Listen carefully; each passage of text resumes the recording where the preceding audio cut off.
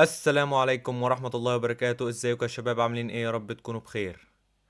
النهاردة هنبدأ سلسلة رائعة من أقوى السلاسل اللي هتشوفوها، وهي سلسلة كتاب How to Reassess Your Chess. ايه كتاب How to Reassess Your Chess ده؟ الكتاب ده بشهادة جراند ماسترز كتير وشهادة لعيبة كبار كتير يعني منهم، يوم قايلين لك ان الكتاب ده هو الأقوى في التاريخ، هو ده اللي بيأسس اللعيب الشطرنج الصح. طب الكتاب ده يا عم قد ايه؟ الكتاب ده يا عم الحاج قد كده. يعني الكتاب الصراحة كبير، ولكن يعني الكتاب هو بيقول لك ان الكتاب ده من تقييم 1400 لحد 2100، يعني الكتاب ده من الاخر من مستوى مثلا متوسط لحد مستوى عالي. والكتاب ده يعني من الكاتب والانترناشونال ماستر جيرمي سيلمن.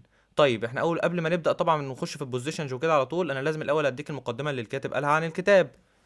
طيب هنا الكاتب قبل ما يدخل على طول في شابتر 1 اللي هو بارت 1 يعني، بيقول لك how to assess your chess is all about turning you the chess student lover of the game into a player with super positional understanding and skills. بيقول لك ان الكتاب how to assess your chess ده كل اللي هو بيدور عنه ان هو يحولك انت، سواء انت بتدرس شطرنج او انت محب للشطرنج، للاعب بيكون عنده فهم للبوزيشنز وعنده سكيلز مهارات. You may ask why do I need another instructive chess book. انت ممكن تسأل نفسك انا ليه ممكن احتاج ان انا اشوف برضو كتاب او اذاكر كتاب تاني بيشرح شطرنج وكده، ما ياما شفنا كتب، لو انت يعني شفت كتب قبل كده. بيقول لك هنا ايه؟ لا انا اسمع مني، الكتاب بتاعي مميز. دلوقتي the answer is look at your rating. بيقول لك عايز الجواب، بص على تقييمك، شوف بيستحقرك، شوف تقييمك. انت راضي عن تقييمك ده يا ابني؟ شايف تقييمك ده يعني كويس يرضي ربنا؟ شوف تقييمك ده يرضي ربنا. look at your rating, look at your playing strength. شوف قوتك في اللعب، شايف انت دايما كده بتكسب على طول، وشايف مهارتك صلب دايما كده في اللعب وكده ولا لا؟ بيقول لك برضو do you feel like you have superb positional skills. هل انت حاسس ان انت عندك positional skills understanding؟ يعني ايه؟ يعني انت تبقى انت بتفهم البوزيشنز، تشوف بوزيشن كده تعرف تحلله، تعرف تفهمه، تعرف تخش على طول تفهم النقلات الحلوه والنقلات الوحشه، وازاي تبدا انت ايه تشوف تاكتكس بسهوله وبرضه بسرعه. طبعا السرعه دي بتيجي بالتدريب. if not wouldn't you like to have them. بيقول لك لو انت ما عندكش الحاجات ديت، مش حابب يكون عندك الحاجات ديت. وبعدين بقى قعد يمدح لك شويه في الكتاب كتير، بقى يقعد يقول لك as a chess teacher and more importantly as a student. بيقول لك ان انا برضو كمدرب شطرنج، وبرضو اهم حاجه ان انا كنت طالب برضو. قعد بقى ينصحك بالكتاب ويقول لك الكتاب بتاعي احسن كتاب في العالم وما اعرفش ايه ويعني قعد يمدح في نفسه يعني. وبعدين قعد يقول لك اهو بص بقى ايه: why shouldn't chess study be fun. ليه مذاكرة الشطرنج ما ينفعش تبقى ممتعة؟ وبعدين قعد يقول لك I honestly believe that a thorough study of this book will take you on enlightening journey. بيقول لك ان انا واثق ووعد مني يعني، ان انت لما تخلص الكتاب ده مذاكرة ودراسة، الكتاب ده هياخدك في enlightening journey، هياخدك في رحلة مشرقة مضيئة. the ultimately will shatter your old chess. بص من الاخر كده هتدمر كل الشطرنج اللي انت كنت تعرفه قبل كده، وهتوريك الشطرنج اللي بجد، هتعلمك الشطرنج الحقيقي يعني. and drag you laughing into a golden age of chess. وهتشدك وانت مبسوط وبتضحك للعصر الذهبي للشطرنج. understanding and chess enjoyment. وهتستمتع بالشطرنج. هي دي كانت المقدمة. قلت لازم اقولها لكم برضه عشان المقدمة يعني حلوة، وطريقته في اصلا في كتابة المقدمة وكده، تحس انه قريب منك، وتحس ان هو يعني ايه، مش زي كتاب كده عمال يقول معلومات وخلاص. انا المقدمه اول ما قراتها اصلا شدتني. وبس بقى ممكن دلوقتي بقى نبدا. دلوقتي البارت 1 طبعا بيتكلم عن the concept of imbalances. دلوقتي مفهوم عدم الاتزان او عدم الاتزان. دلوقتي بيقول لك هو طبعا احنا هنخش دلوقتي هنبدا في البارت 1 ده الامبالانسز learning the ABCs. دلوقتي هنبدا بقى نتعلم ABC اللي هو الف ب، يعني الف ب imbalances اللي هي مفاهيم عدم الاتزان. هنبدا بسوبيريور ماينر بيس بيشوبس فيز نايتس. اول حاجه هنبدا بيها اللي هو الحصنه ضد البيشوبس اللي هم الفيله يعني، سوبيريور ماينر بيس. وبعدين هنخش على البون ستراكشر، الويك بونز والباست بونز، اللي هو هنخش بقى على السلسله البيدقيه، البيادق الضعيفه والبيادق السالكه. طيب وبعدها يقول لك السبيس ذا انكسيشن اوف تيريتوري. السبيس دي اللي هي المساحه. يعني ايه المساحه؟ يعني انت دلوقتي قدامك الرقعه دي هنعتبرها ارض، ماشي؟ دلوقتي انت بتحاول ان انت تزود المساحه او مش بتزود، احنا ممكن برضو انا دلوقتي احنا هنشوف هتزود ولا لا، ولكن هو بيوريك معنى اصلا للسبيس يعني ايه. يعني انت دلوقتي قدامك دلوقتي ارض اهو، انت بتحاول ان انت تزود الحته اللي انت مستحوذ عليها، والارض دي بالنسبه لك هي الرقعه. يعني انت دلوقتي مثلا عندك اربع صفوف هنا، اربع صفوف واربع صفوف، وتبقى انتوا واخدين كده بالنص. دلوقتي انت بتحاول ان انت تتوغل في ارض العدو اللي هي التراتوري، تحاول انت تتوغل فيها، وتحاول ان انت تزود المساحه بتاعتك اللي انت تملكها. هي دي فكره السبيس، وبعدين هتخش على الماتيريال، وبعدين بقى شويه حاجات كده، ولكن احنا خلينا ايه نبدا باول حاجه، واللي هي السوبيريور ماينر بيس بيشبس فيس نايتس. دلوقتي ممكن بقى نشوف اول بوزيشن معانا. فيلا، هو بيقول لك طبعا الكتاب من 1400 ل 2100، وبرضه قاعد بيأكد على الكلام ويقول لك يلا اجهز اجهز وشمر وما اعرفش ايه. وبيقول لك a sound plan makes us all heroes and the absence of a plan idiots. بيقول لك لو انت عندك خطة طبعا ده تخليك هيرو، ولو ما عندكش خطة تبقى ايديوت، يعني اهبل يعني. بس كده يلا بقى نبدأ مع بعض اول بوزيشن، يلا بسم الله. طيب خلينا دلوقتي نشوف اول بوزيشن معانا. دلوقتي انت اول حاجه عايزك تبص على البوزيشن وتقعد مثلا 30 ثانيه كده، وقف الفيديو وحاول تتامل البوزيشن، شوف مين اللي تحسه اقوى، مين اللي حاسه بيكسب في الدور. تمام. دلوقتي انت، انا اعتبرك وقفت الفيديو وفكرت شويه.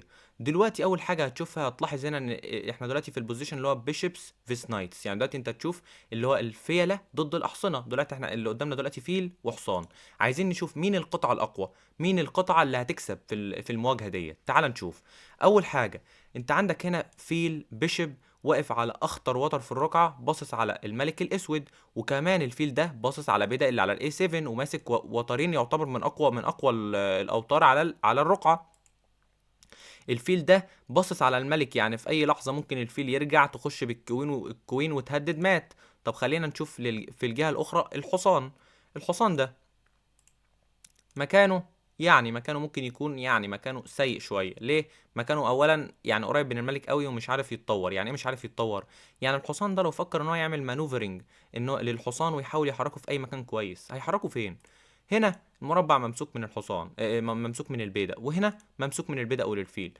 وهنا لو جه مثلا اتحرك بالحصان نط هنا وبعدين نط هنا، هيعمل ايه؟ ما مش طالب اي حاجه، جه طالب اي حاجه هنا مفيش اي حاجه خالص. فدلوقتي الحصان ده سيء جدا جدا. فدلوقتي انا بقى عايزك بفهمك اللي انت فهمته دلوقتي، انت شايف انهي قطعه فيهم هي اللي هتبقى اقوى، انهي قطعه فيهم اللي هتكسب المواجهه، انهي قطعه فيهم اللي هتكسب الفريق الدور؟ طبعا بلا منازع الفيل ده سوبر اكتف. ودلوقتي هتشوف ايه موضوع الامبالانسز ده.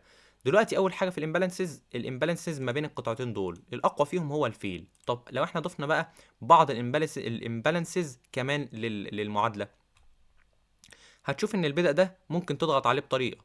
دلوقتي ان انت تلعب روك ايه على البي 1، عايز تخش روك البي 1 ديت على البي 7 وتضغط على البدأ ده، والبدأ ده هيقع لان انت دلوقتي تضغط عليه بالفيل، ممكن تضغط عليه بالكوين كمان لو فكر يحميه، والبدأ ده هيقع بسهوله، وممكن ان انت تسلك البدأ ده. طيب ايه تاني اللي عندك ان انت ممكن تشوفه يعني موجود في الامبالانسز؟ اول حاجه، تاني حاجه اقصد، اللي انت دلوقتي عندك البادئ بتاعتك متوغله اكتر ناحيه خصمك. يعني ايه؟ يعني دلوقتي انت واخد انتشار اكتر، دلوقتي انت بيادقك اخطر ليه؟ لانها اقرب ناحيه الترقيه من بيادق خصمك. شايف انت دلوقتي متوغل في السنتر وفي جناح الوزير، ومتوغل في جناح الملك زيه بالتساوي في جناح الملك، ولكن في السنتر وفي جناح الوزير انت متوغل اكتر منه. يعني انت واخد سبيس في التراتوري بتاعت خصمك، صح؟ والبادئ بتاعتك المشكله انها عامله قلق، يعني البادئ بتاعتك صعبه، منع للحصان ان هو ينط من هنا ومن هنا ومن هنا. طبعا انت لازم في البوزيشنز دي تعرف ان دايما الفيل هتبقى اقوى من الاحصنه. ليه؟ الحصان متكتف، الحصان ما يعرفش يتحرك بسبب ان البادئ كده، اما الفيل بياخد راحته، واخد اقوى وتر وواقف براحته. طبعا دي تاني حاجه في الامبالانسز، ان انت البادئ بتاعتك متوغله اكتر. طيب في ايه تاني لو انت قعدت تفكر؟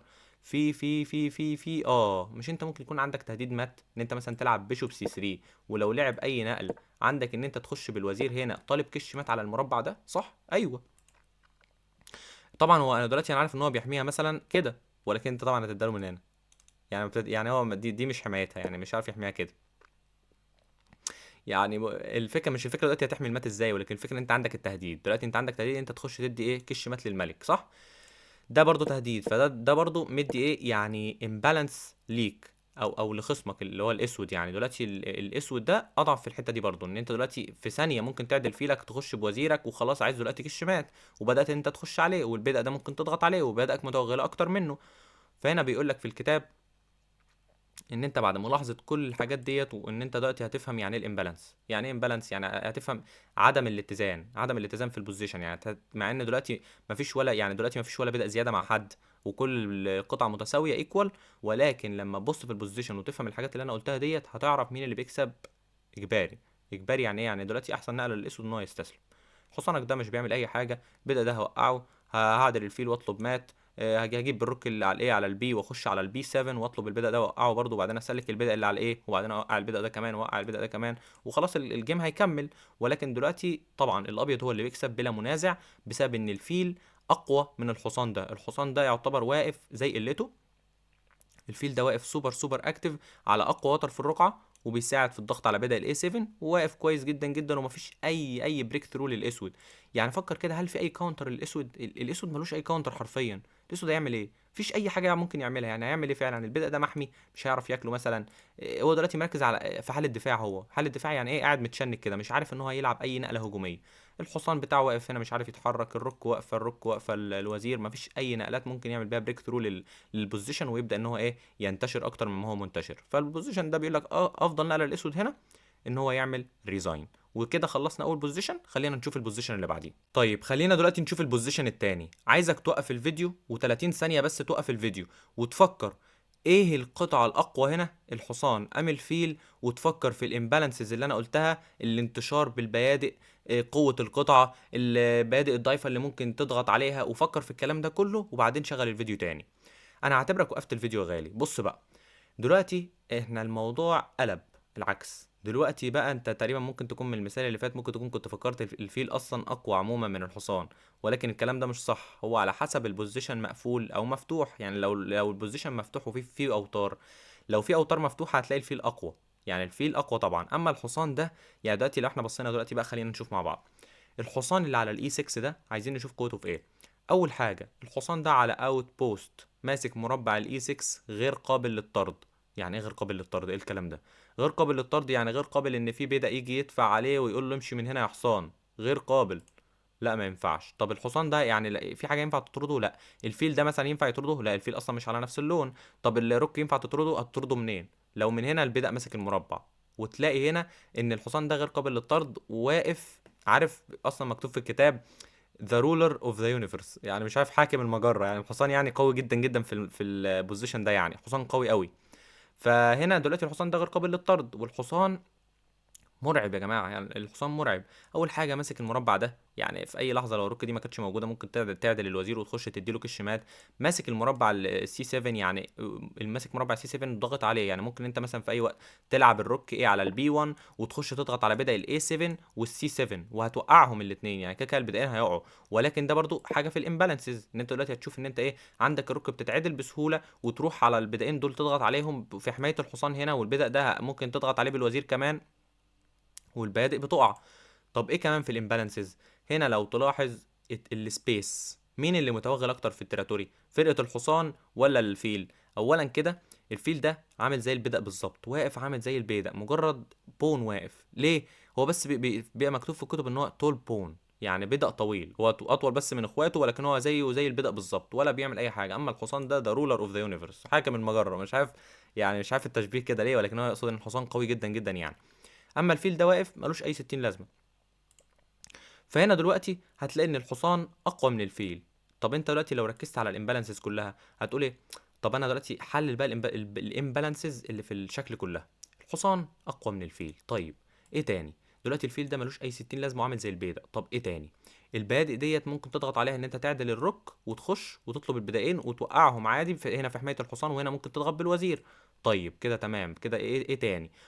انت دلوقتي متوغل اكتر، يعني فرقه الحصان دلوقتي متوغله اكتر في ارض العدو ده اللي هو الاسود، يعني متوغله اكتر في الارض اللي هي الرقعه. ولكن انا بشبه كده عشان يكون الفهم اسهل. دلوقتي انت شايف بدأ ده ما اتحركش من مكانه، دلوقتي انت داخل زانق البادئ كلها كده ومتوغل بيها. دلوقتي كل البادئ محميه ببعضيه، وعامل يعني هنا سلسله بيدقيه، هنا سلسله بيدقيه، البدأ ده محمي كويس وعامل سلسله بيدقيه وداخل انت في ارض الاسود اكتر ما هو داخل عندك. فهنا لو ركزت في الامبالانسز بيقول لك افضل نقله للاسود، استسلم. نعم استسلم ايه يا عم؟ انا عايز العب. هتلعب ايه؟ فكر. ولا عندك اي لعب يا عم؟ لك دلوقتي بص انا هلعب لك دلوقتي روك ايه على البي 1. دلوقتي انا داخل اضغط على البادئ. هتلعب ايه؟ ها؟ هتحمي البدأ ده ازاي؟ هتقول لي مش ممكن ارجع الفيل هنا مثلا واحمي البدأ. طب انا لو دخلت روك ايه على البي، دلوقتي دخلت روك ايه قصدي بي على ال1 على البي 7 ودخلت ضغطت على البدائين. دلوقتي انت حميت، بس لو انت حركت الفيل هنا البدأ ده هضغط عليه هو كمان. ازاي؟ ما انت هلعب دي. ايه رايك في دي؟ دلوقتي انا داخل ضغط هنا وداخل ضغط هنا.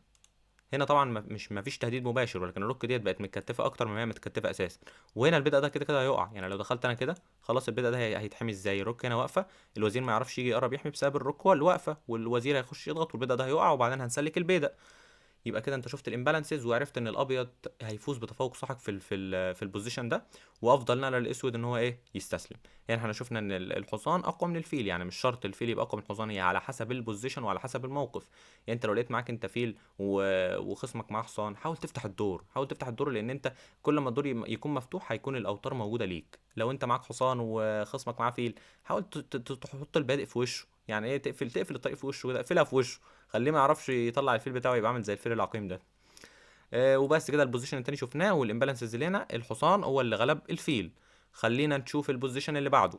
طيب خلينا نشوف بقى البوزيشن ده يا شباب. دلوقتي احنا خلصنا البيشبس فيس نايت اللي هو الماينر بيسز. ازاي خلصناهم؟ هما مثالين، انا وريتكم المثالين اللي موجودين في الكتاب، اللي هو مره الحصان كان اقوى، ومره الحصان كان الفيل اقوى، الفيل كان اقوى من الحصان. طيب انا ايه اسلوبي في الشرح؟ انا دلوقتي اول حاجه انا مش بحب ان انا ارغي كتير، يعني انا دلوقتي بحاول ان انا اجيب لكم المعلومه، الملخص المفيد من الاخر، ما بحبش ان انا الت واعجن، يعني من الاخر ان انا احاول ان انا اجيب الكلام، يكون الكلام نفسه بس بدون يعني مقلل الفايده، واحاول ان انا اخلي الكلام في وقت اقل واخلي بنفس الفايده. انت فاهمني؟ يعني انا دلوقتي بحاول ان انا اقدم لك يعني نفس المحتوى واحسن جوده بالكتاب وكده، ولكن انا مش بحب ان انا ارغي كتير. فدلوقتي على طول انا هوريكم دلوقتي بعد ما دخلنا وخلصنا البيشبس في سنايتس، دلوقتي هنخش على طول في البون ستراكشر، الويك بونز والباست بونز. ده المثال ده بيتكلم عن الايه؟ الويك بونز والباست بونز. طيب دلوقتي انا عايزك توقف الفيديو 30 ثانية بس يا غالي، بص على البيادق بس، مالكش دعوة بالقطع، انا عايزك تبص على البيادق بس وتحلل الموقف كويس، وبعدين ترجع تشغل الفيديو وتشوف. تمام؟ هعتبرك وقفت الفيديو. دلوقتي يا غالي لما تبص دلوقتي هتلاقي في 3 بيادق هنا على جناح الملك مع الابيض، وفي 3 بيادق هنا على جناح الملك مع الاسود، في هنا بيدق على جناح الوزير وبيدق على جناح الوزير، في هنا بيدق زياده مع الاسود، يبقى هنا الاسود معاه بيدق زياده في المنتصف عايز يرقي، صح؟ ايوه صح. طب وهنا ده البيدق هنا ده عنده هنا بدقين سالكين، يبقى كده الاسود معاه بدقين سالكين، والابيض مقابل ده الابيض برضو معاه بدق سالك واحد، ولكن الاسود معاه بدق زياده.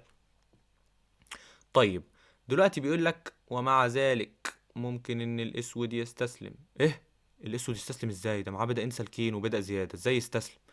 بيقول لك هنا عشان البيضة الابيض يتقدم بسرعة شديدة واسرع من باقي البيادق، ومقابل ده كمان هتلاقي ان كل القطع البيضة، الفيل، الوزير، الرك بيساعدوا البيضة عشان يهبط بسلام على مربع البي 8 ويرقي، بيحموه وبيحاولوا ان هم يساعدوه ان هو يرقي. طب دلوقتي ايه؟ الابيض هو اللي عليه الدور، هيلعب لك بي 8. دلوقتي احنا بنتكلم عن البادئ بس، مالناش دعوه باي حاجه للقطعه. تمام؟ دلوقتي البدء غير قابل انه يتاكل بالوزير، لان هو محمي بالوزير ومحمي بالروك كمان. طيب هتوقفني ازاي من الترقيه؟ هنا هيلعب لك روك بي 8 بيست موف. دلوقتي هو لو ما كانش لاعب روك بي 8، انت دلوقتي انت هترقي، وبعد ما ياكل هتاكل بالفيل، ولو اكل هتاكل بالروك، وخلاص انت هنا بتكسب عشان معاك فرق زياده. طب هنا هيعمل ايه؟ خلاص هنا بيقول لك هيلعب روك على البي 8، هنا انت هتاكل الروك وهنا هياكل بالروك. ودلوقتي انت برضو بتعمل جاهدا ان انت تحاول ترقي البادئ ده عشان هو قريب جدا وفاضل له خطوه واحده. البادئ ديت بطيئه، دلوقتي ده محتاج 3 خطوات عشان يرقي، وده محتاج خطوات كتير، فدلوقتي هو ما عندوش كاونتر يلحق يعمل بيه اي حاجه. هنا انت هتلعب كوين على السي 6، بتقول له تعالى كسر وزير في وزير عشان اكل بالروك، وبعدين هنا اكسر روك في روك اجباري وارقي وزير. طيب تعال نشوف لو اكل وزير في وزير، هنا انت هتاكل بالروك. هنا لو لعب اي نقله دلوقتي هو ما ينفعش يبعد، عشان دلوقتي انت هترقي وبعدين تاكل لو كده ماشي. فهنا دلوقتي لو لعب اي نقله مثلا، ولعب مثلا البدء ده دفعه، هنا انت هتخش على طول تعالى تكسير اجباري، مضطر انه ياكل، وهترقي هنا وزير. دلوقتي معاك وزير زياده على الرقعه وروك، دلوقتي انت كده كده كسبان الدور. هتقول لي خلاص يا عم انا مش هاكل وزير في وزير. دلوقتي لما تجيلي بالوزير انا هرجع اغطي على الدي 8، ازود حمايه الصف الاخير عشان ما ترقيش. هقول لك طب انت يعني بتحاول تتحداني؟ خد كوين على السي 8. كوين على السي 8 تحسها ان هو ايه يعني، عمل بلندر، ولكن هي مش بلندر ولا حاجه، هو حاسب كويس. دلوقتي لو انت كلت انا هاكل، لو انت كلت دلوقتي يعني مثلا دلوقتي اول حاجه هو هيعمل ايه؟ هو مش هياكل اصلا، يعني هو دلوقتي هو يلعب روك تكس على السي 8، هياكل الوزير. هنا انت هتاكل روك في روك، ساعتها هو هياكل بالوزير، انت هتاكل وترقي وزير، ودلوقتي برضو نفس الفكره، معاك الوزير وروك زياده على الرقعه وهتكسب الدور. يعني هي كده كده التفريعات كلها تؤدي ايه الى يعني كل الطرق تؤدي الى روما، يعني التفريعات كلها هتؤدي الى خساره الاسود. عشان كده بيقول لك ايه؟ طبعا اللعيبه التقيله يعني الجراند ماسترز وكده هم بيشوفوا البوزيشنز ديت خلاص يقول لك ريزاين. هو عارف ان اي حد فاهم حاجه في الشطرنج هيعرف يترجم الموقف ده المكسب بسهوله. ليه؟ دلوقتي البدأ ده خلاص طريقه، يعني انت فارش له السجاده الحمراء، طريقه دلوقتي انت فارش له السجاده الحمراء، هي حمراء اهي، فارش له السجاده الحمراء ان هو ايه يروح ويرقي، وهتساعده بكل القطع الجدهيه ان هو يرقي. يعني دلوقتي خلاص مش عارف ان هو يحاول يوقف البادئ ديت. يبقى احنا دلوقتي المثال ده او البوزيشن ده بيتكلم عن ايه؟ الويك بونز والباست بونز. طب دلوقتي الباست بونز اللي هي البادئ السالكه، فين البادئ السالكه اللي موجوده على الرقعه؟ ده فين الويك بونز؟ هل في هنا بادئ ضعيفه؟ هقول لك في بادئ ضعيفه ولكن هي محميه كويس دلوقتي. ولكن لو القطعه دي مش موجوده، يعني لو انت شلت القطعه دي كلها من الرقعه، ايه البادئ الضعيفه اللي موجوده؟ البدء ده عشان ملوش بدء حميه او مفيش قطع حاميه لو احنا شلنا القطع. والبدء ده برضه والبدء ده، البدئين دول يعني ايه ورا، مفيش حد حاميهم. يعني ايه حاميهم؟ زي ايه؟ حاطط كتفه في كتفه كده، فاهم؟ لو حد حاطط كتفه في كتفه كده من هنا مثلا، هتلاقيه ان هو ايه مش بدء ضعيف، بدء قوي، يعني حد يشد في عضده كده، فاهم؟ فهي دي البادئ الضعيف. البادئ السالكه زي ما انت شفت. وطبعا البدء السالك السريع يكسب بدائين سالكين. يعني لو بدأ سريع سالك واحد يكسب بدائين سالكين بطاء. مقابل ده كمان انت مأمن الطريق اللي البدء هيروح يسلك فيه. وهنا بيقول لك يا عم انت خلاص انت فهمت كل الكلام ده هوت، قبل بقى ما انا اول ما العب بي ات بقى، يلا افضل نقله الاسود ان هو ايه يستسلم. هو كده كده عارف الموضوع هيخلص على ايه، فاستسلم يا عم من سلام. وبس كده احنا شفنا اول بوزيشن. خلينا نشوف البوزيشن اللي بعديه. طيب خلينا دلوقتي نشوف البوزيشن التاني يا جماعة. دلوقتي انا لاحظت ان الكتاب تقريبا على كل جزئية بيقولك عليها، سواء مثلا بيشوبس في سنايت، البون ستراكشر، السبيس او الادفانس على التريتوري، كل جزئية فيهم جايب لك عليها بوزيشنين تقريبا. كل بوزيشن بيفهمك النقطة وعكسها تقريبا. فانا دلوقتي ده البوزيشن التاني للبون ستراكشر. فدلوقتي بعدها هنكون خلصنا البون ستراكشر، سواء الويك بونز والباست بونز.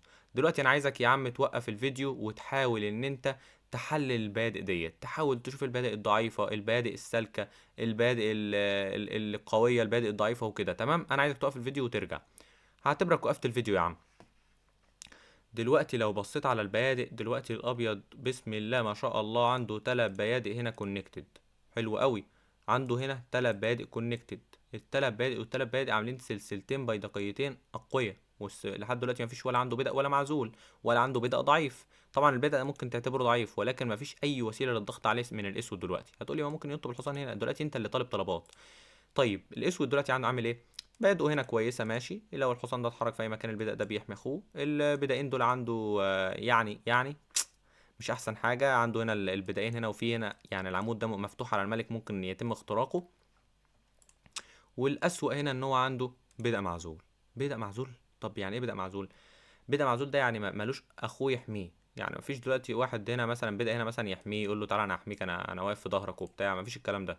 واقف لوحده ومعتمد بس ايه على القطع الكبيره ديت انها تحاول تحميه. ما عرفوش يحموه خلاص هيقع، ومجرد بدأ في النهايه. طيب دلوقتي الابيض مهمته الوحيده ان هو يوكل كل جنوده وكل دفاعاته وكل مهاجمينه لمهاجمه البدأ ده، ويتوجهوا كلهم لفرصتهم الوحيده للفوز، ويضغطوا على بدأ الاي 6. دلوقتي الابيض هيلعب بيشوب على الاتش 3. بيشوب على الاتش 3. البدأ الضعيف ده انا هحاول اوقعه دلوقتي بكل القطع الممكنه وبكل قوه. دلوقتي هيرد عليه نايت هنا يا عم. دلوقتي يعني ايه اللي انت بتقوله ده؟ ازاي انت هتوقع البيضة؟ انا عمال احميه، انت هتزود الضغط انا هزود الحمايه.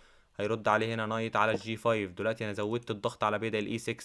ضغطت عليه بالحصان، ضغطت عليه بالفيل، ضغطت عليه بالروك والروك والوزير. دول اصلا كانوا 3 قطع واقفين من الاول ضاغطين على البيضة. ولكن ده مش كفايه، انت مضطر ان انت تزود يعني هجومك، بحيث ان هو لو الاسود فكر ان هو يحاول يدافع هيطلع خسران قطعه. طيب دلوقتي البدأ ده محمي بايه؟ البدأ ده محمي بالروك بالحصان وبالوزير. 4 قطع. مهاجم عليه بكام؟ 1 2 3 4 5. فانت دلوقتي انت مهدد انت هتكسبه. يعني البدأ ده كده كده انت مهدد انت هتوقعه. يعني انت لو كلت بسطت الموقف، هو مش هياكل بقى عشان ما يخسرش روك، مش عشان ما يخسرش قطعة. فهنا انت مهدد ان انت ايه توقع البدأ بتاعه. هنا هيلعب لك بيشوب بي 8، مش لاقي اي نقلة. وهنا يا عم الحاج عندك نقلة رائعة، نقلة بريليانت موف. مش هتاخد البدع اللي على الاي 6 لان هو انت كده كده ضامنه في جيبك، ولكن انت هتلعب نقلة اقوى ونقلة احسن. حاول توقف الفيديو وتشوفها هي ايه. هعتبرك وقفت الفيديو ورجعت. النقلة هنا اللي انت هتلعبها عشان تحاول اف 5. اف 5 هديله بدأ ببلاش، هتديله بدأ ببلاش. اف 5 دي فكرتها ان انت هتحاول تفتح البوزيشن اكتر. دلوقتي هتحاول تفتح البوزيشن اكتر عشان تشارك بكل قطعه. دلوقتي هنا هياكل ببدأ الجي بيست موف. دلوقتي هيعمل ايه؟ هياكل بالفيل نقله كمان بريليانت موف. ما تعرفش تاكل بالبيض على حس ان هو هياكل روك في روك. تاكل بالروك، اكل بالروك وكسبت روك منك، صح؟ وكمان دلوقتي عملت حاجه في الامبالانس. ايه هي؟ شايف الملك ده بقى قاعد في الشارع خلاص. الفيل ده بص باصص هنا، الحصان باصص هنا، الوزير ده ممكن يعني يتعدل وينضم وخلاص في متات جايه. الروك دي بتخش في اي وقت على عمود الاتش. البيضه ده كده كده هيقع، ما يعرفش ياكل، هيحس ان هو هيخسر الروك. وهنا طبعا هي النقله اللي كانت خلصت هي اف 5. هنا لو كنت كلت على طول البيضه يعني كنت هتبسط الموقف في كل حاجه، ولكن اف 5 كانت افضل بكتير لانها هتفتح البوزيشن اكتر وتخلق كمان اضعاف. وكمان حاجه هتعمل في الامبالانسز اللي هي برضو مش قوه الملك، يعني ايه اقول لك، درجه حمايه الملك. يعني يعني الملك مثلا البوزيشن بتاعه قوي، يعني محمي كويس. الملك قاعد في الشارع ولا قاعد كده محمي كويس ما بين بياض وقطع وكده. اما ده الملك ده هيبقى قاعد في الشارع بعد ما اكل ببدأ الجي. خلاص كل حاجه بقت مفتوحه دلوقتي. خلاص العمود ده كمان اتفتح، ممكن تخش عليه هنا بعد ما اكلت بالفيل. يعني بعد ما اكلت بالفيل هنا ممكن تخش بالروك وممكن تخش بالوزير من هنا وخلاص. دلوقتي انت بتضغط عليه وبتعصره عصر. هي دي فكره ايه البوزيشن ده. شفت هنا البيدق الضعيف، يعني البوزيشن اللي فات شفت البيدق السالك، وهنا شفت البيدق الضعيف، وفهمت قد ايه البيدق الضعيف ده ممكن ان انت تخلي مهمتك كلها كفريق. لان انت دلوقتي الشطرنج ده عامل زي الفريق، انت دلوقتي بتلعب بالفريق كله. ممكن تخلي مهمتك كفريق ان انت تحاول تضغط على البدء ده، لان انت البدء ده ما انت هيخليك تبقى معاك بدء زياده او تسلك بدء لو في بدء قصاده. فهي دي الفكره، انت دلوقتي بتحاول ان انت تضغط على البدء المعزول بتاع خصمك وتحاول تستغل اضعافاته. ما ترحموش، تزود عصر عصر عصر عصر عصر، يعني بص لحد ما خصمك ينهار من الاخر. ودلوقتي هنا الخصم لعب بيشوب على البي 8 وما كانتش افضل نقله، عشان انت كان عندك اف 5 نقله بريليانت موف. لما ياكل انت هتاكل بالفيل، ما يعرفش ياكل على حس ان هو يخسر الروك وبس. ده تاني بوزيشن في الباست بونز والويك بونز. يلا بينا نشوف اللي بعديه، وهو تقريبا سبيس، اللي المساحه اللي انت بتاخدها في الرقعه. طيب يا شباب خلينا نخش على البوزيشن اللي عليه الدور. ما تتصدمش، ما تتصدمش من المنظر.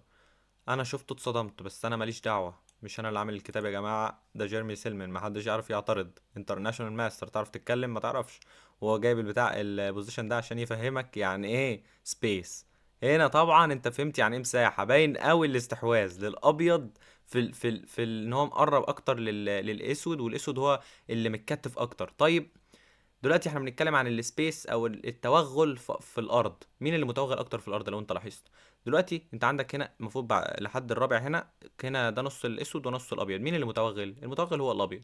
تلاقي البادئ البيضه هنا داخله متوغله عند الاسود. طيب احنا عايزين نفهم برضو هي متوغله هي ضراه في ايه. تعال نشوف.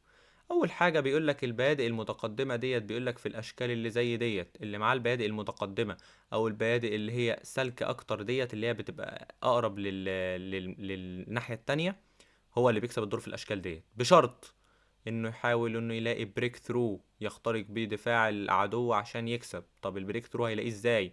هنشوف دلوقتي بكذا نقلة. طيب دلوقتي الاسود عامل ازاي؟ الاسود دلوقتي عامل قطعه اكنها في صندوق صغير ومخنوق. بيقول لك ال الاسود دلوقتي في حالته، بيقول لك ممكن يستسلم من كتر ما هو مخنوق ومش لاقي نفس. قاعد كده هو، بص انا مش لاقي نفس، عايز اتنفس. متخيل؟ مش عارف يتحرك.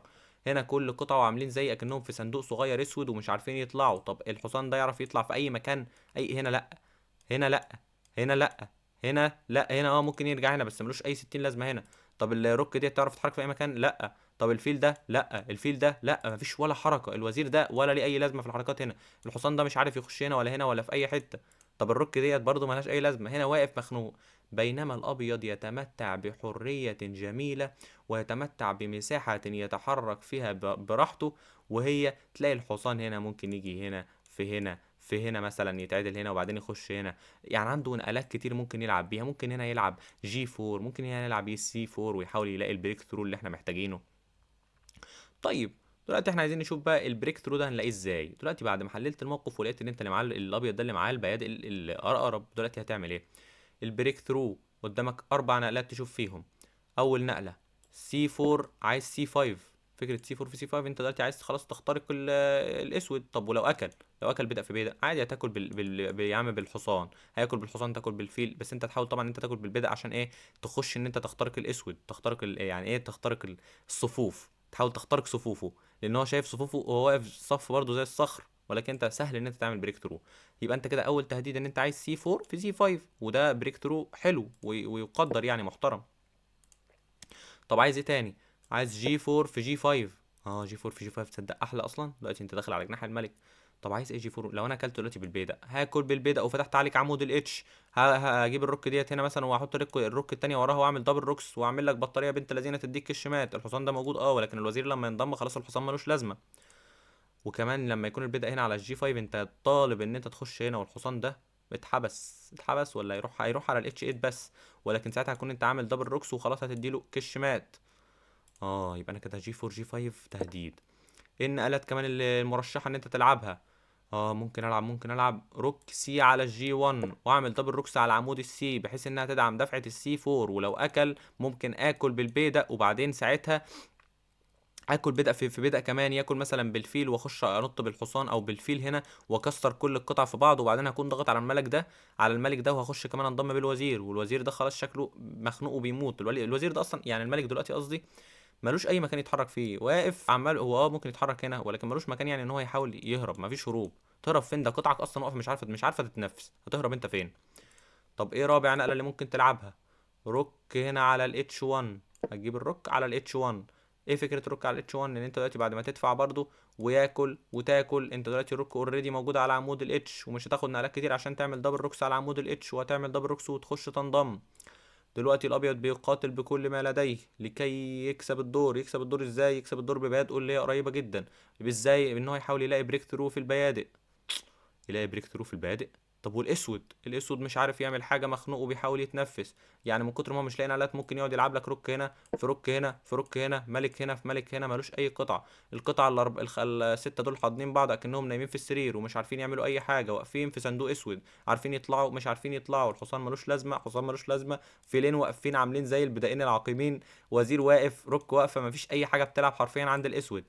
والبوزيشن ده وراك يعني ايه سبيس، وراك يعني ايه توغل في التراتوري بتاعت الخصم وكده. وانت شفت التوغل ده بيعمل ايه؟ يعني التوغل ده بالاخر بيكتفك، بيخليك مخنوق حرفيا زي الاسود كده دلوقتي مش عارف يعمل اي حاجه. فهو ده مبدأ الامبالانس بتاع السبيس. دلوقتي الاسود ضعيف وبيخسر بسبب السبيس اللي هو التوغل، بسبب البادئ الزياده اللي هي داخله ديت اكتر من البادئ السوداء، هي ديت اللي مكسبه الدور. متخيل؟ بس كده انا عايزك تحاول برضو تفكر تاني في البوزيشن وتشوف ليه الموضوع، حاول تشوف داخل في دماغك ولا لا. لو ما لقيتوش داخل في دماغك حاول تعيد بس اللقطه تاني وبس كده. هو حاطط مثال واحد على السبيس، مش حاطط كذا مثال لان هو مفهوم واحد ملوش اي حاجه غيرها، يعني مش جايب لك مثالين مثلا ووريك تناقض، لا هو مثال واحد وبس. خلينا نشوف اللي بعديه. طيب يا شباب خلينا دلوقتي نشوف البوزيشن ده بيتكلم عن ايه. البوزيشن ده بيتكلم عن the philosophy of greed او فلسفة الطمع. يعني ايه فلسفة الطمع؟ يعني انت كل ما تلاقي حاجة متاحة ليك وهي فري لازم تاخدها. يعني ايه لازم تاخدها؟ يعني دلوقتي لو لقيت مثلا بدأ ببلاش انت هتسيبه؟ لو طبعا فيه هجوم طبعا المفروض تسيبه، لكن لو بدأ لقيته ببلاش لازم تاخده. ليه؟ لان هو هيسمح لك بقى في كاونتر، لعب كاونتر. يعني لعب كاونتر يعني دلوقتي مثلا لو وقعت بدأ تلاقيه كان حامي فالبدأ التاني هيبقى ضعيف، فممكن تسلك بدأ في الناحية دي وهكذا. هي دي المفهوم. طيب عايزك برضو توقف الفيديو 30 ثانية تبص على البيادق، تبص على الفيلة، تبص على القطع، تبص على كل حاجة، وعايزك تبص بعدها كده وتشوف ايه القطع اللي موجودة قوية على الرقعة، ايه البيادق الضعيفة اللي على الرقعة، في بيادق سالكة ممكن تسلك ولا لا، في بيادق يعني قوية مدعمة ولا لا، وكده تمام. انا هعتبرك وقفت الفيديو وجيت. اول حاجة هنبص عليها البيادق. هنا بيادق ممتازة، عاملين سلسلة بيدقية والملك واقف حامي كل حاجة. التلات بيادق دول برضو ممتازين. البدأ ده الوظيفة بتاعته انه مدفوع عشان يقفل الطريق في وش الفيل الاسود. الفيل الاسود دلوقتي مش احسن حاجة. ايه تاني؟ لو بصينا دلوقتي على بادئ الاسود عنده بدائين هنا. طيب بدائين يعني قواي شوية.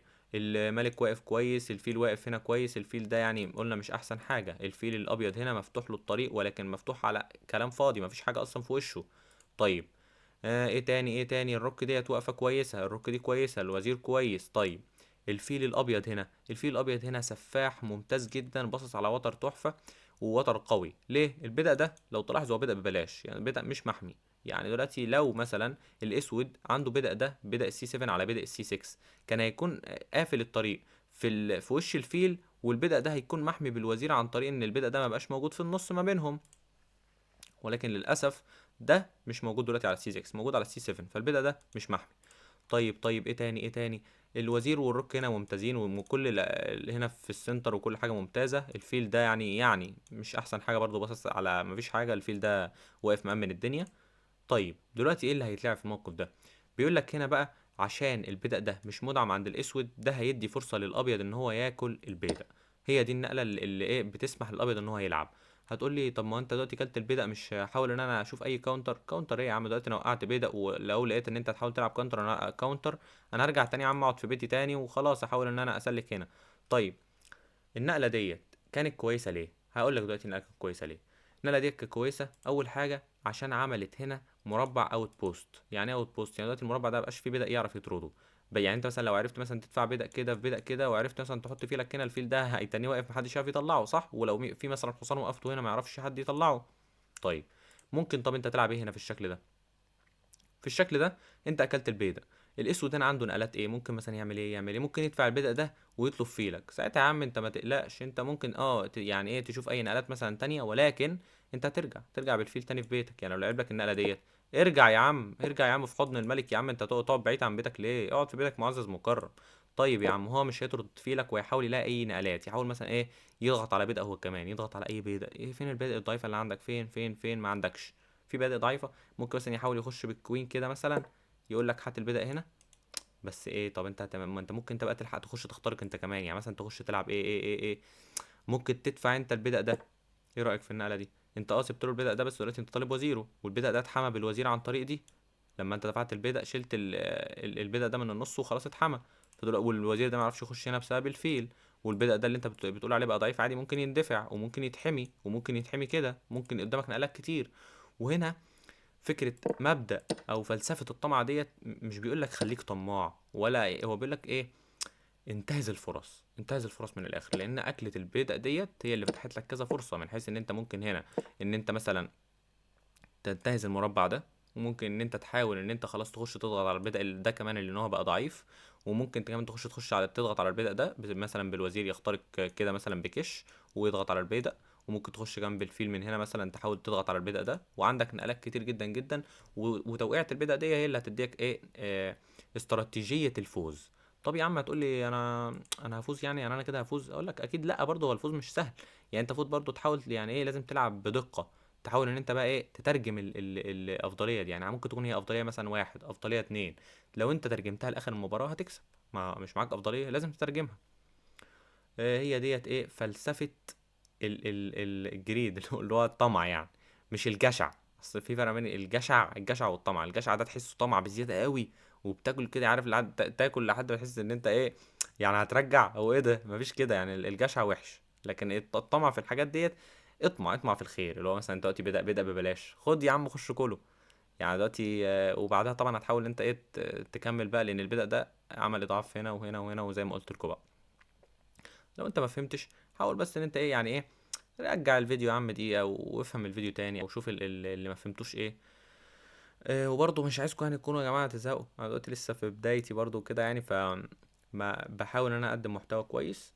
فيعني لو لقيتوا مثلا اي تقصير، او لقيتوا اي حاجه في تقصير في الشرح، انا مش متعود ان انا اشرح، او مش متعود ان انا مش جراند ماستر يعني.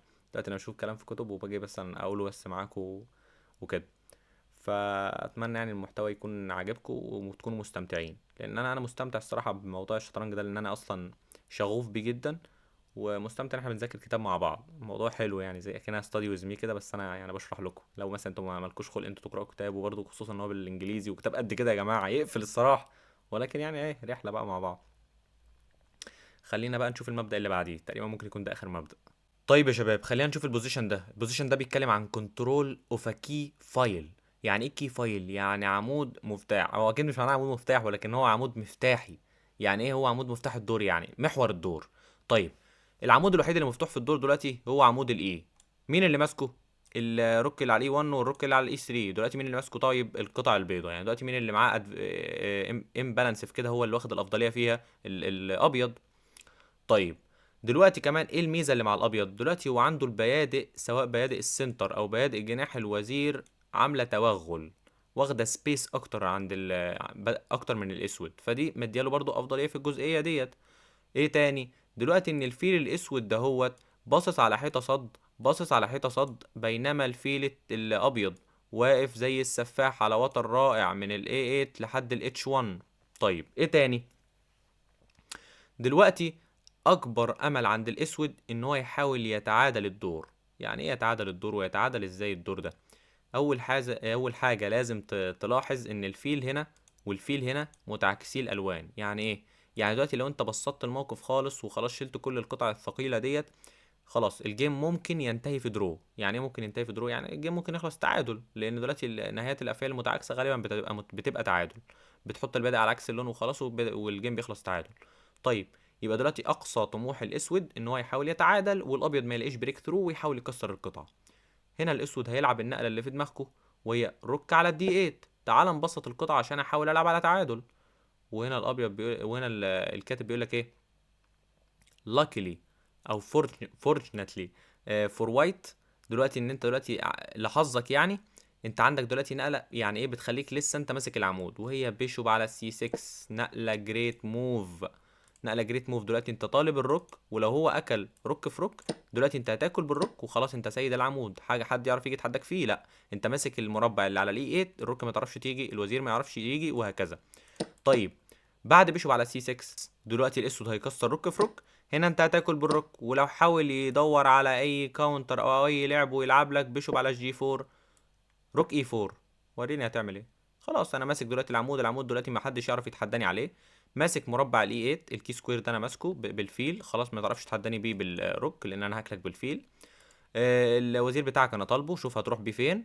مالكش اي بريك ثرو هنا ولا هنا ولا اي حاجه ولا اي لعب اصلا خالص هنا خالص، مالكش اي لعب نهائي.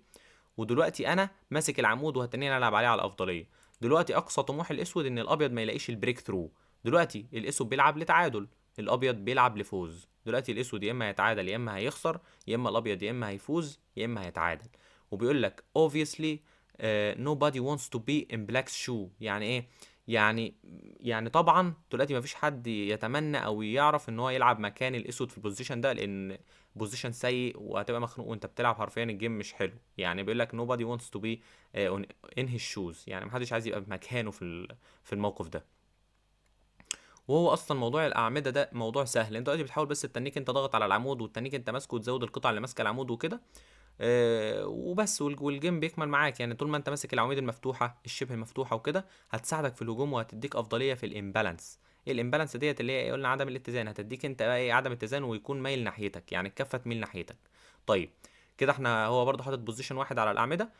فاضل كده بوزيشن واحد بس. يعني عايزكم ما تكونوش زهقانين يا جماعه وكده. يعني برضو انا لسه في الاول وكده، فممكن تكونوا طريقه شرحي لسه، يعني لسه برضو ما حدش متعود عليها وكده. وبرضو انا ما مش احسن واحد لسه بعرف اشرح، ولكن انا بحاول ان انا اقول ابسط طريقه واسهل معلومه. واتمنى يعني تكونوا مبسوطين ومستفيدين ومستمتعين. مشروبك السخن برضو وانت قاعد كده هتلاقي الدنيا كويسه معاك. انا عن نفسي مستمتع جدا ان انا اصلا يعني عاشق للشطرنج من الاخر. خلينا بقى نشوف اخر بوزيشن مع بعض عشان الفيديو ما يطولش. طيب يا شباب، ده اخر بوزيشن معانا. والبوزيشن ده بيتكلم عن كنترول اوف ا هول اور ا ويك سكوير هوم فور هورسز. يعني ايه؟ هيتحكم بالمربعات الضعيفه والهول ديت اللي احنا بنسميها الاوت بوست للحصان. مربع رائع الحصان يبقى موجود فيه. طيب، ليه مسميها بيقول لك هوم فور هورسز او منزل للاحصنه؟ لان البوزيشنز ديت قلت لكم زي في اول بوزيشن خالص لما كنا بنتكلم عن النايتس فيس بيشوبس. لما شفنا البوزيشن اللي النايت اقوى فيه كنا شايفين ان الحصان كان عارف يتحرك في الرقعه براحته، بينما الفيل ما كانش عارف يتحرك خالص بسبب ان هو كان مقفول عليه الاوتار. احنا بنبقى محتاجين الرقعه مفتوحه عشان الفيل. فهنا بيقول لك البوزيشن ده it's clearly a fight between the minor pieces. دلوقتي الفايت هنا ما بين القطعتين الصغير القطعتين يعني اللي هو الحصان والفيل. طيب، مادام الحرب ما بينهم obviously بيقول لك obviously دلوقتي البيشوب ده living in the dirt. يعني ايه؟ الفيل ده عايش، بص من الاخر بيقول لك في المستنقع يعني او القذاره يعني، معلش. هو قاعد دلوقتي مش عارف يعمل اي حاجه وما عندوش اي هوب ان هو يتطور من اي مكان. ما عندوش اي ذره امل انه الفيل ده يبقى اكتف او اي حاجه. عامل زي البيدق العقيم. بيدق ملوش اي 60 لازمه، واقف ما بيعملش اي حاجه، يعني مش فيل، طول بون. بينما الحصان hopes to have a better house than he has. يعني ايه؟ الحصان ده بيطمح ان هو يبقى عنده بيت احسن من اللي هو قاعد فيه دلوقتي، اللي هو المربع ده يعني. البيتين اللي هو بيتكلم عنهم دلوقتي هو ايه؟ مربع الدي 5 ومربع الاي 6. وبيقول لك هنا ان كل اللي على الابيض يعمله ان هو يفايند the path for this night how to get the knight there. يعني انت هتودي الحصان هناك ازاي، وبعدين هتبدأ تمارش الحصان بتاعك. دلوقتي لازم تلعب بقى. بيقول لك بدل هي هوم فور هورسز، ده هوم ده هوم. المربعين انا شايفهم رائعين، ولكن المربع الافضل بالنسبه لي هو مربع الاي 6. فكره مربع الاي 6 دي انت هتبقى هنا عامل فورك، وطبعا انت مش هتكسر الروك. يعني انت لو فعلا في بوزيشن وزي كده والحصان بتاعك هنا ما تكسرش روك، حصانك هنا اقوى من الروك ب 100 مره. اه والله العظيم، يعني الحصان ده قوي.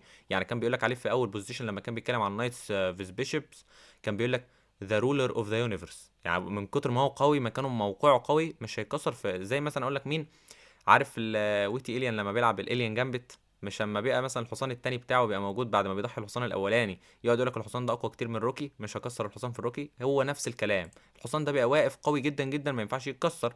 فلازم بقى تبدا تلعب على الحاجات التانية، وتلاقي بقى بريك ثرو مع الحصان اللي موجود هنا. الحصان ده مكتف الاسود تكتيفه سودا غير التكتيفه اللي هو مكتفها. طيب ازاي دلوقتي هنحرك الحصان ونلاقي له باث ونروح على المربعين دول؟ هتشوف دلوقتي المربع ده مثلا، لو انت عايز تروح له هتروح له ازاي؟ من هنا او من هنا، صح؟ طيب سهله. دلوقتي لو انت عايز تروح على المربع ده، نايت على الاي 2. هنا الاسود ما عندوش اي نقلات حرفيا، ممكن يلعب اي نقله بقى، مثلا كوين هنا. نايت على السي 3 براحتك خالص، عمال تتنطط براحتك، محدش ليه عنده ليه عندك حاجه. انت الحصان فعلا واقف يعني سيد الملعب يعني. يحرك وزيره تاني، هتنط هنا بقى نايت على الدي 5، وقفت على الاوت بوست بتاعك، واقف على الويك سكوير على الهول، عملت لك هوم في الهورس بتاعك، واقف والدنيا مظبوطه جدا جدا. دلوقتي انت داخل طالب وزيره وطالب فيل، بس انت طبعا استحاله تكسر الفيل ده فيل عقيم، لو كسرته تبقى اهبل يعني بجد والله. فيل ملوش اي 60 لازمه. لازم تلعب بس على بريك ثرو بقى، اكيد هيبقى من جناح الملك. تحاول تلعب على بريك ثرو، عندك روك على عمود الجي، تبدا تحاول مش تدفع البدأ ده عشان ما تفتحش الفيل، ممكن تدفع البدأ ده في ده، وتحاول تفتح على الملك وتحاول تعمل بريك ثرو. طيب لو انت عايز تروح على مربع الاي 6، مش مربع الاي 6 ده قوي جدا؟ ايوه قوي جدا، يعني مربع انا شايفه اقوى من كمان من مربع الدي 5. هتروح له ازاي؟ ده بيتروح له من هنا، ده المربع الوحيد اللي ينفع تروح له منه. طب هتروح هنا ازاي؟ هنروح هنا ازاي؟ تلعب نايت على الاي 2. عايز انط هنا، هيلعب برضو اي نقله، ما عندوش اي نقلات حرفيا. هتلعب نايت على الاف 4، هيلعب اي نقله، ما عندوش نقلات. هتلعب نايت على الاي 6، والحصان بتاعك اوكتوبس نايت، حصان اخطبوط رولر اوف ذا يونيفرس، واقف مسيطر على الخصم تماما، حصان قوي جدا جدا. وهتبدا ان انت تفوز المباراه بالتدريج اول ما تلاقي بس ايه البريك ثرو. الحصان ده كده كده هيكسبك الدور، لان بيقول لك دلوقتي اتس كليرلي اباوت ذا ماينر بيسز. دلوقتي الفيل ده ملوش لازمه، والحصان ده قوي جدا. فالحرب ديت ما بين الماينر بيسز، والحصان هنا كسبانها بجداره، لان زي ما انت شايف الاوتار كلها مقفوله، والفيل ده واقف زي البيدق، والحصان ده عنده اوت بوستات تحفه. يعني المربع، سواء مربع الدي 5 او مربع الاي 6. وكده يا شباب احنا خلصنا، وواقفين كده عند اللي هو ليد ان ديفلوبمنت، اللي هو بقى تطوير القطع وكده. انا دلوقتي هنقف عندها عشان بس الفيديو ما يطولش وكده. احنا كده خلصنا اللي هو كنترول اوف ا هول ويك سكوير هوم فور هورسز، كده خلصناها. وخلاص يعتبر فاضل بس حاجه بسيطه خالص، ممكن صفحتين مثلا ونكون خلصنا بارت 1 يعني. والله كويس يعني. وبس يعني اتمنى تكونوا يعني يا شباب استمتعتوا بالفيديو. انا الصراحه بستمتع، انا استمتعت لما وانا بعمل الفيديو الصراحه، حتى لو الموضوع متعب شويه يعني وكده، بس الموضوع برضو بعيد عن كده ممتع. يعني انا بحب لما تكون بتحب الحاجه اللي بتعملها، انت بتعملها بتفاني، وبتبقى مبسوط وانت بتعملها، وبالتالي بتطلع احلى ما فيك واقصى طاقه موجوده عندك في الحاجه ديت، وما تحسش بتعب كبير قوي زي ما بتعمل حاجه بتكرهها. فاتمنى تكونوا يعني استفدتوا من الفيديو، وتقولوا لي مثلا رايكم لو في الكومنتس وكده، وتقولوا لي لو في اي حاجه في المحتوى محتاجه مثلا تعديل، ممكن اشوفها اعرف مثلا ايه اللي ممكن اعدله عشان اطلع محتوى اعلى او احسن يعني. الصوت مثلا لو في اي حاجه، جوده الصوره بتاع. وطبعا لو في ايدي اي حاجه طبعا هعملها، مش هتاخر عنكم، عشان انتوا تستاهلوا الافضل، وتستاهلوا محتوى كويس جدا. وبس كده، زي كل مره بقول لكم اهوت، انا عارف انها لسه في الاول، وعارف انها لسه في اول القناه، عشان كده هستمر واعمل محتوى ان شاء الله يليق بيكم. وبس اتمنى يعني يومكم يكون جميل. يومكم يكون جميل وحلو. وبس يا شباب، اشوفكم على خير، سلام.